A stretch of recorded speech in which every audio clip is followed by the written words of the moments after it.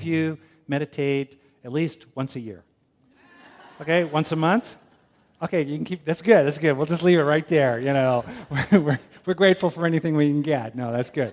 Okay, so this is about you in a lot of ways. People who do some kind of meditative practice, sort of routinely, pretty much of the time, you know, 10, 20, 30 minutes a day, 45 on a good day. In other words, people like me, real world, okay, they actually have measurably thicker brains in certain key regions. So the number one region up here is called the insula. It's a part of the brain, and again, there are two of them, that is involved in what's called interoception, tuning into the internal state of your body, and as well as your deep feelings.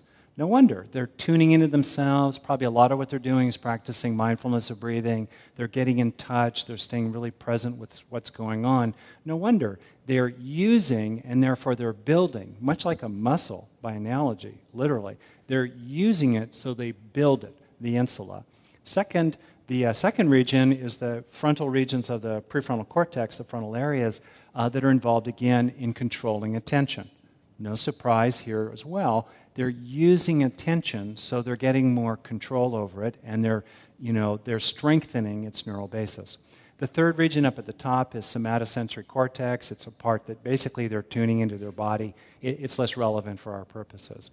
The point is that people who routinely practice something, in this particular case, mindfulness meditation, build up the neural substrates that are its basis. Normally we lose about 10,000 brain cells a day. That may sound horrible, but we were born with 1.1 trillion.